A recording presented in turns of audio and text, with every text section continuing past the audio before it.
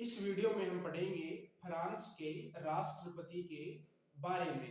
तो राष्ट्रपति के बारे में सबसे पहले पढ़ेंगे इसकी सामान्य जानकारी या इसकी भूमिका भूमिका या इसकी सामान्य जानकारी, यानी कि राष्ट्रपति का पद क्या है।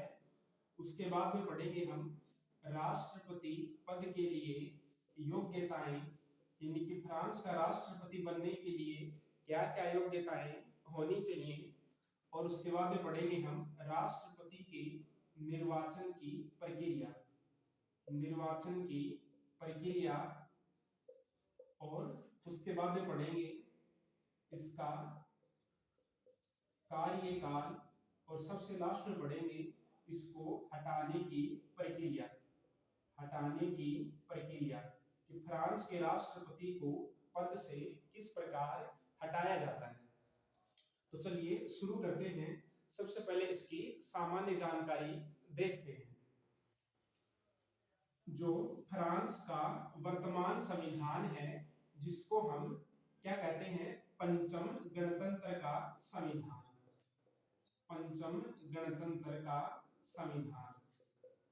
जो फ्रांस का वर्तमान संविधान है उसे पंचम गणतंत्र का संविधान कहा जाता है। इसका मतलब ये फ्रांस का 5वां संविधान है। इससे पहले 4 संविधान और बन चुके हैं। ये जो वर्तमान संविधान है, जो 5वां संविधान है, ये 1958 में लागू हुआ था। और इस संविधान में संसदीय और अध्यक्षीय दोनों शासन व्यवस्थाओं का मिश्रण पाया जाता है। संसदीय और अध्यक्षात्मक दोनों शासन व्यवस्थाओं का मिश्रण पाया जाता है। जो ये 5वां संविधान है, इससे पहले का जो संविधान था फ्रांस का, उसमें केवल संसदीय शासन व्यवस्था लागू की गई थी। लेकिन संसदीय शासन व्यवस्था में एक समस्या होती है, और वो समस्या यह होती है कि इसमें राजनीतिक अस्थायित्व होता है।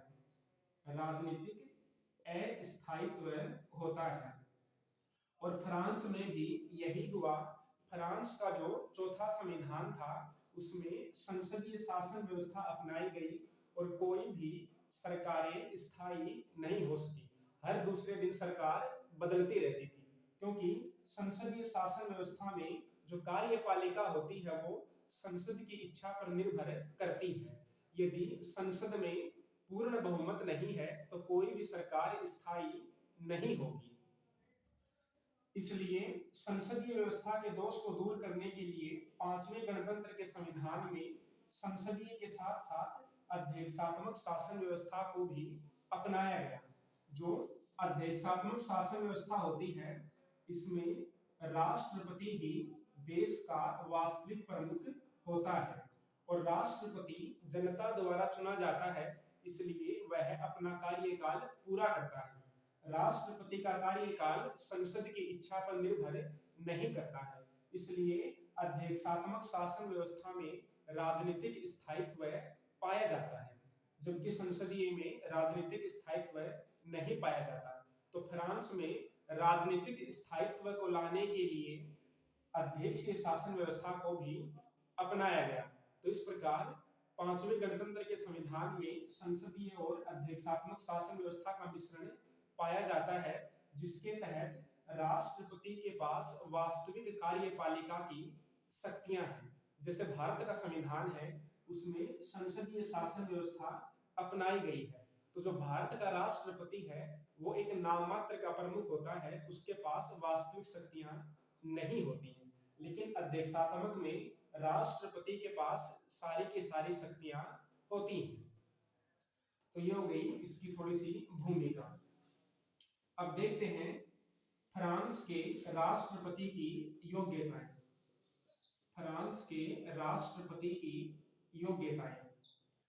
देखो, फ्रांस के संविधान में राष्ट्रपति के पद के संबंध में कोई विशेष योग्यताओं का उल्लेख नहीं किया गया है। केवल इतना कहा गया है कि कोई भी ऐसा व्यक्ति जो मतदान करने के योग्य है वो राष्ट्रपति का चुनाव लड़ सकता है। और फ्रांस में मतदान की न्यूनतम आयु है 18 वर्ष।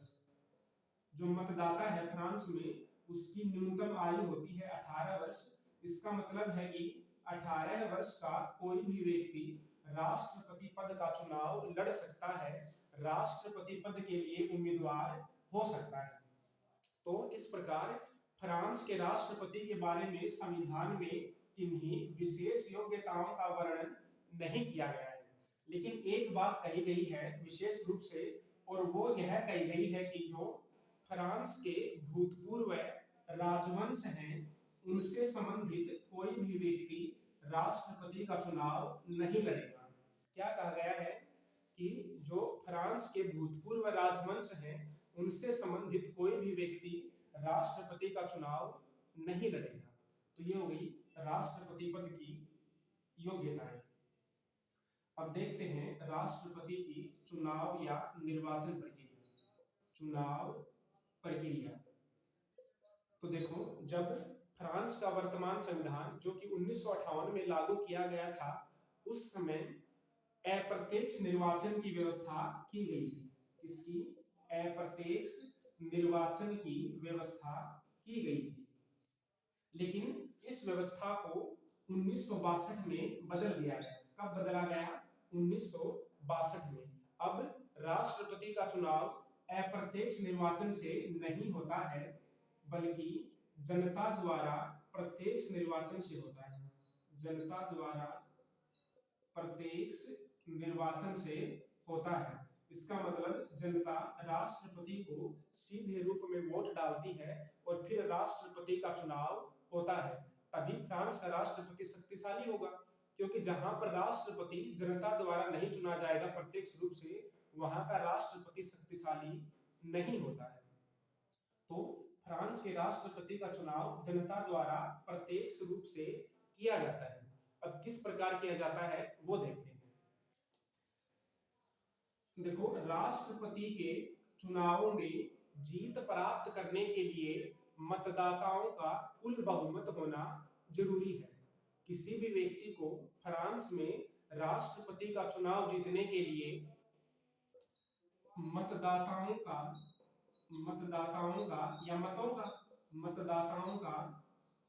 कुल बहुमत प्राप्त होना आवश्यक है। कुल बहुमत प्राप्त होना आवश्यक है। जैसे इसको समझते हैं, जैसे मान लो टोटल वोट पड़े राष्ट्रपति के चुनाव में 1000, तो कुल मतदान का मतलब है 50% से ज्यादा। 50% से ज्यादा, यानी कि जिस भी व्यक्ति को 50% से ज्यादा वोट मिलेंगे वो व्यक्ति राष्ट्रपति चुनाव जीत जाएगा। तो मान लो टोटल 1000 वोट पड़े हैं, तो राष्ट्रपति बनने के लिए कम से कम 501 वोट जरूरी है। 501 से ज्यादा मिले या 501 वोट मिले तभी व्यक्ति राष्ट्रपति का चुनाव जीत पाएगा। और इस प्रक्रिया को पूरा करने के लिए फ्रांस में द्वितीय मतपत्र योजना अपनाई जाती है। क्या अपनाई जाती है? द्वितीय मतपत्र योजना। इसको अंग्रेजी में बोलते हैं सेकंड बैलेट पेपर। देखो, इसमें 2 चरणों में मतदान होता है। कितने चरणों में मतदान होता है? 2 चरणों में। तो सबसे पहले जनता पहले चरण के तहत वोट डालेगी। यदि पहले चरण में किसी भी व्यक्ति को कुल बहुमत प्राप्त हो जाता है, यानी कि 50% से ज्यादा वोट मिल जाते हैं, तो व्यक्ति राष्ट्रपति के लिए निर्वाचित हो जाएगा, राष्ट्रपति का चुनाव जीत जाएगा। लेकिन यदि किसी भी उम्मीदवार को 50% से ज्यादा वोट नहीं मिलते हैं तो फिर दोबारा मतदान कराया जाता है। अब जब दोबारा मतदान कराया जाता है तो वो केवल 2 व्यक्तियों के बीच कराया जाता है जो प्रथम चरण में सबसे टॉप पर थे, उनके मध्य ही चुनाव कराया जाता है और उन दोनों में से एक व्यक्ति को कुल बहुमत प्राप्त हो जाता है और वो व्यक्ति राष्ट्रपति का चुनाव जीत जाता है। अब जैसे उदाहरण से समझते हैं, देखो मान लो कुल वोट पड़े 1000 और उम्मीदवार कितने हैं? राष्ट्रपति पद के लिए 3 उम्मीदवार हैं, A, B और C। तो 1000 में से मान लो ए को वोट मिले 450, बी को मिले 350 और सी को मिले 200। ठीक है, टोटल 1000 वोट पड़े और उम्मीदवार कितने हैं? 3 उम्मीदवार हैं, एक को 450, 350, 200। और राष्ट्रपति का चुनाव जीतने के लिए कम से कम कितने वोट मिलने चाहिए? 50% से ज्यादा। तो देखो 50% का मतलब क्या है कि 500 से ज्यादा वोट मिलने चाहिए, यानी कि कम से कम 501 वोट मिलेंगे, वही जीतेगा। और यहाँ पर किसी भी उम्मीदवार को 501 वोट नहीं मिले, इसका मतलब अब दोबारा मतदान कराया जाएगा, द्वितीय मतदान कराया जाएगा। और किसके बीच में कराया जाएगा? केवल पहले वाले 2 उम्मीदवारों के बीच में कराया जाएगा, यानी कि जिसको सबसे कम वोट मिले हैं उसको बाहर कर दिया जाएगा। तो अब जो ये फिर 1000 मतदाता हैं, ये 1000 मतदाता हैं, ये इन दोनों को फिर से वोट डालेंगे और इन दोनों में से एक व्यक्ति को निश्चित रूप से 50% से ज्यादा वोट मिल ही जाएंगे, तो फिर वो व्यक्ति राष्ट्रपति पद के लिए जीत जाएगा। तो ये हो गई राष्ट्रपति के चुनाव की प्रक्रिया। प्रक्रिया के तहत सेकंड बैलेट पेपर सिस्टम अपनाया जाता है, जिसमें कुल बहुमत प्राप्त करने वाले उम्मीदवार को विजय प्राप्त होती है। कुल बहुमत का मतलब है 50% से ज्यादा मत प्राप्त करना। ठीक है, ये हो गई चुनाव की प्रक्रिया या निर्वाचन की प्रक्रिया। अब देखते हैं कार्यकाल। तो देखो, जब 1958 में फ्रांस का संविधान वर्तमान संविधान लागू किया गया, यानी कि पंचम गणतंत्र का संविधान लागू किया गया, तो राष्ट्रपति का कार्यकाल 7 वर्ष रखा गया था। लेकिन 2002 में इसको घटाकर के 5 वर्ष कर दिया गया। तो आपको क्या याद रखना है कि जो फ्रांस का राष्ट्रपति है उसका कार्यकाल 5 वर्ष होता है। इसको भूल जाओ, कितना होता है? 5 वर्ष होता है। और राष्ट्रपति का पुनर्निर्वाचन भी हो सकता है। एक व्यक्ति कितनी भी बार फ्रांस का राष्ट्रपति बन सकता है, कोई रोक टोक नहीं है। और मान लो यदि फ्रांस का राष्ट्रपति है, उसका पद अचानक से रिक्त हो जाए, पद अचानक से रिक्त हो जाए, तो फिर क्या होगा? तो फिर जो फ्रांस की संसद है, उसका जो दूसरा सदन है सीनेट, उसका सभापति राष्ट्रपति के कर्तव्यों को पूरा करेगा। जो फ्रांस की संसद है उसके 2 सदन हैं, पहला सदन है राष्ट्रीय सभा और दूसरा सदन है सीनेट। तो यदि राष्ट्रपति का पद अचानक से रिक्त हो जाए, तो फिर राष्ट्रपति के कर्तव्यों को पूरा करेगा सीनेट का सभापति। कौन करेगा? सीनेट का सभापति। लेकिन ये सीनेट का सभापति अधिकतम 35 दिन तक ही राष्ट्रपति के पद पर रह सकता है, राष्ट्रपति के कर्तव्यों को कर सकता है। 35 दिन के अंदर अंदर दोबारा से राष्ट्रपति के लिए चुनाव होना आवश्यक है। तो ये हो गया कार्यकाल। कार्यकाल कितना होता है? 5 वर्ष होता है। और यदि अचानक से पद रिक्त हो जाए, तो फिर सीनेट का सभापति राष्ट्रपति के पद पर बैठता है, उसके कर्तव्यों को करता है। लेकिन पद रिक्त होने के 35 दिन के अंदर अंदर फिर से राष्ट्रपति का चुनाव हो जाना चाहिए।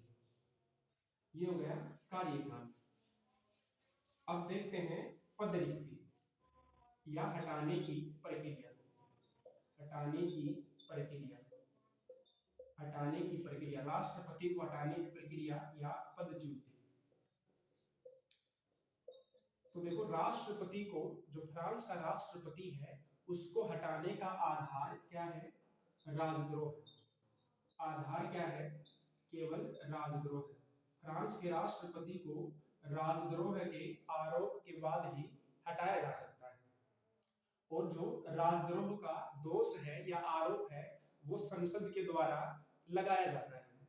इसके लिए जो संसद के दोनों सदन हैं, प्रथम सदन यानी कि राष्ट्रीय सभा और दूसरा सदन क्या है? सीनेट, इन दोनों से जो प्रस्ताव है राजद्रोह का या जो महाअभियोग का प्रस्ताव है, वो दोनों सदनों से अलग अलग कुल बहुमत से पारित होना चाहिए। कुल बहुमत से पारित होना चाहिए। जब जो राजद्रोह का दोष है उसका प्रस्ताव दोनों सदनों से अलग अलग कुल बहुमत से पारित हो जाएगा तो फिर वो प्रस्ताव उच्च न्यायालय के पास जाएगा। उच्च न्यायालय के पास जाएगा और फिर उच्च न्यायालय जांच करेगा। यदि उच्च न्यायालय भी उसको दोषी पाता है तो राष्ट्रपति अपने पद से हट जाएगा। तो ये हो गई राष्ट्रपति के बारे में सामान्य सी बातें कि राष्ट्रपति होता क्या है, कौन कौन सी व्यवस्था अपनाई गई है, उसका कार्यकाल कितना है, उसका चुनाव किस प्रकार होता है, उसको हटाने की क्या व्यवस्था है। अब बचता है फ्रांस के राष्ट्रपति के कार्य और शक्तियां। वो हम एक पीडीएफ बना करके नोट्स बना करके वीडियो बनाएंगे, क्योंकि ये तो आपको केवल समझने के लिए बताया है, आपको एग्जाम में लिखने का तरीका भी पता होना चाहिए, तो वो हम नोट्स से पढ़ेंगे। और यदि आप चाहते हैं कि राष्ट्रपति के कार्य शक्तियां भी बोर्ड पर पढ़ाए जाएं तो आप कमेंट कर सकते हो, बोर्ड पर वीडियो